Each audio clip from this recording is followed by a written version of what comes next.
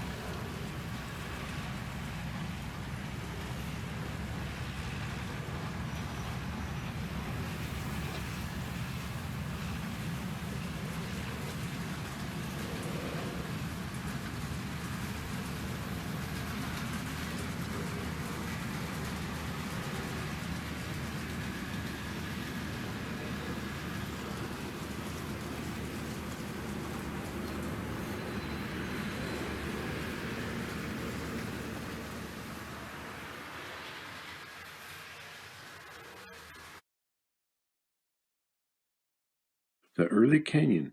We're going back in time because we're going to take a trip up the early canyon. Ore was discovered at Bingham in 1863. Open cut mining started in 1906. So the little town of Bingham was around for 43 years, even before they started this open cut mining. Now I'm basing the term early canyon up to the year 1928. This is the year they'll pave Main Street. We don't have too many pictures before 1900. We will start at the mouth of the canyon. This picture was taken around 1906. Denver Rio Grande Railroad is building the new rail line to Magna Mills. It was called the low-grade line. Some people call it the high line, though. And you can see this large horseshoe curve, and then a trestle right there in the center of it. This place where this was at was called Lead Mine. This photo was probably taken from the bluff where they will build the little town of Copperton, but they won't build that community until 1926. Note that long ore train crossing over that trestle. And then look on top of the hill above that trestle, and you see that notch on the mountainside up there? That's part of this route. Now the trains will work their way up to that spot and then on up to the canyon. So here's another view of that same area, but in the opposite direction. You can see that big horseshoe curve, but look out into the valley and how smoky that is out there.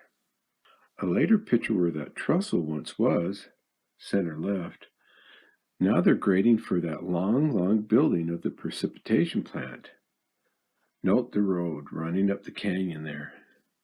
There's two pictures of them working on this area where they'll put that long building. Now we move up the canyon, but we're looking down the canyon at that little community of Lead Mine. This was taken in August of 1906. This place was named after a lead mill that was once here, and it serviced the mines on the east side of the Ochres.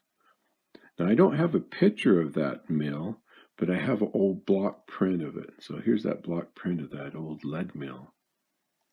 Now here's a photo of Lead Mine in 1908, and it just had a few farms in this area. Moving up the canyon a ways, we come to the Copperton Mill. This was the experimental mill Utah Copper built to test the feasibility of mass-producing low-grade ore to make a profit. There's a few pictures of this old mill in here. We had a video on this Copperton Mill, and that's really interesting, and you should check that out. But here's some pictures of that Old Copperton Mill. This picture is looking down on that mill high from the mountain. The Dry Fork Canyon's to the left there. Up the canyon a little ways, and we come to the area called Frogtown. It is said that the French Canadians settled here and had a sawmill. So here's an early picture of Frogtown. This will be one of the widest places in the canyon. So here's some early pictures of Frogtown. This one was taken in 1901. And then the next one was taken in 1905. This is where the train stopped from the valley. So here's an early picture of the trains that went up to Frogtown. This is where the big aerial trams came down to meet up with the trains. You can see that large aerial tram building in these two pictures right here. There's a passenger train in this photo. Frogtown was the home of the Yampa smelter, but that smelter only lasted from 1904 to 1910. So here's some photos of that Yampa smelter. So let's take a look at this short-lived smelter, what was in Frogtown. Who would put a smelter right in a canyon? Look at all the smoke in these two photos of that Yampa smelter. Here's a close-up of two guys working outside that smelter. Now this picture epitomizes the little community of Frogtown. The big aerial tram terminal buildings, the Yampa smelter to the left, smoke from a train coming up from the valley, wagons and people walking around. Look at this area. Isn't that a great photo? Then look at this fantastic photo. This is the trestle on the Copperbelt Railroad, and that was running over to the Yampa smelter. But note the family crossing that bridge right there. I think that's really, really cool. Gives you a good view of that early Frogtown. Two later pictures of Frogtown. This is looking up to the Royal Laundry. That was a famous landmark up in Frogtown. And is that the ice house in town? I think that's a picture of the ice house.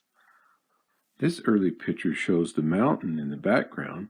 That will be dug away and become the pit. But you gotta love those kids playing right out in the middle of the road there.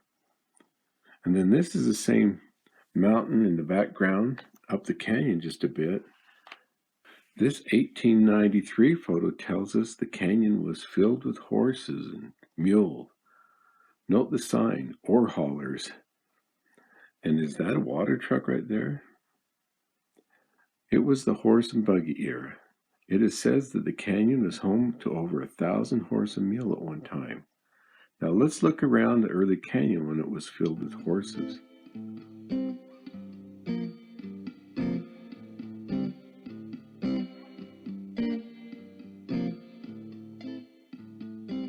With horses came the businesses that supported them, the blacksmith shops and the hay sellers and the stables, everything around the canyon what they needed for those horses.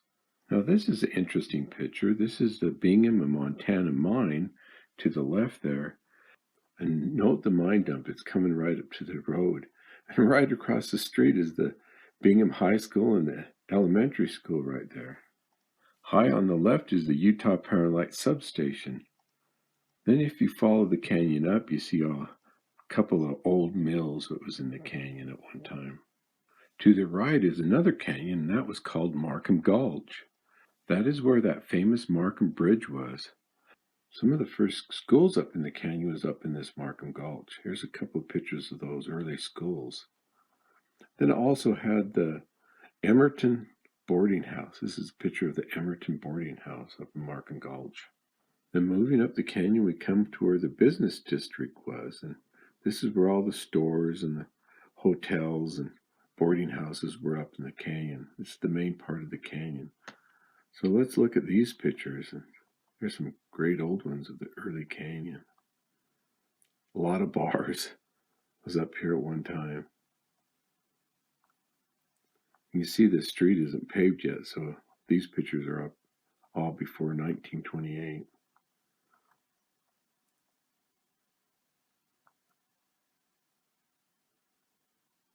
Just barely cutting away at the mountain in some of these pictures.